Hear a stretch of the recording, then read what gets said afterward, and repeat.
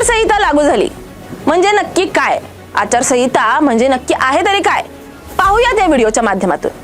निवडणुकीची आचारसंहिता म्हणजे आहे तरी काय रे? जाणून घेऊयात A to Z माहिती. होणार म्हणत निवडणूक आयोगाने महानगरपालिकेच्या निवडणुकींची काल घोषणा केली. राज्य निवडणूक आयोगाचे दिनेश वाघमारे यांनी राज्यातील 29 महापालिकांच्या निवडणुकाचा कार्यक्रम जाहीर केला. या सर्व महापालिकांसाठी 15 जानेवारी मतदान प्रक्रिया पार पडणार असून 16 जानेवारीला मतमोजणी होणार आहे.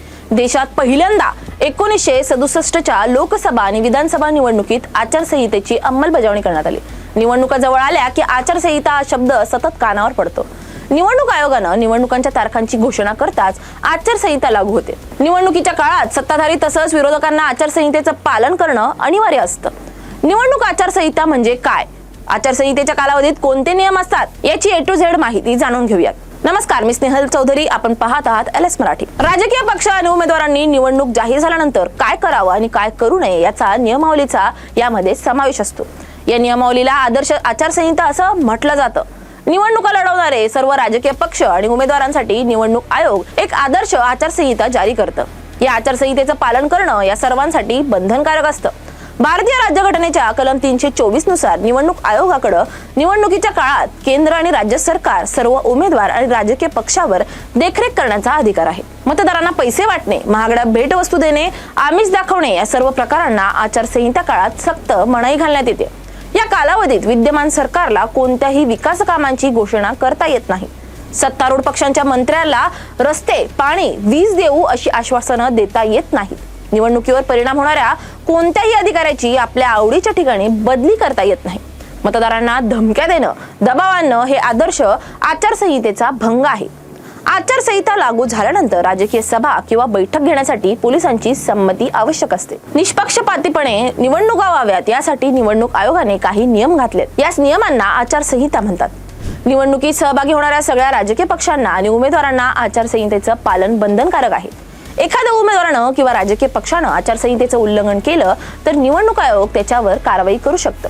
त्याचबरोबर गुन्हा गंभीर असेल तर उमेदवाराला निवडणूक लढवण्यास बंदी घातली जाऊ शकते.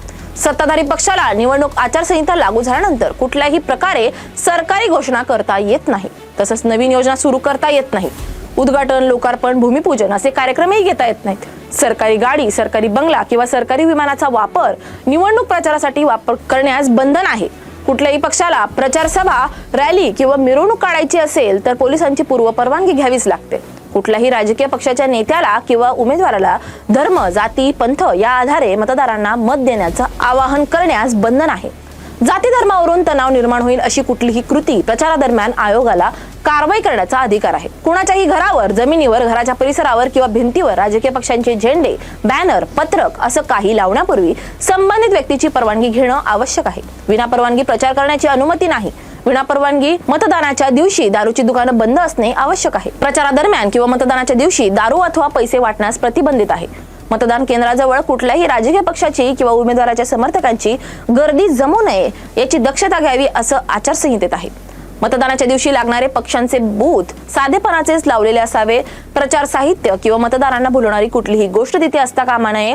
मतदारांसाठी कुठलीही खाण्यापिण्याची व्यवस्था तिथे नसावी. मतदारांना पैसे देणे, मतदारांना धमकी देऊन घाबरवणं, बोगस मतदान, मतदान केंद्रापासून 100 मीटरच्या आतल्या कक्षेत कुठल्याही पद्धतीने प्रचार करणं, प्रचाराचा अवधी संपल्यानंतरही प्रचार करत राहणं आणि मतदारांना मतदान केंद्रांपर्यंत घेऊन जाणं किंवा परत आणणं, त्यांच्या जाण्या येण्याची सोय करणं, वाहन मिळवून देणं यातलं काहीही करण्यास आचारसंहितेनुसार बंदी आहे. राजकीय कार्यक्रमांवर लक्ष ठेवायला निवडणूक आयोग निरीक्षक नियुक्त करतात.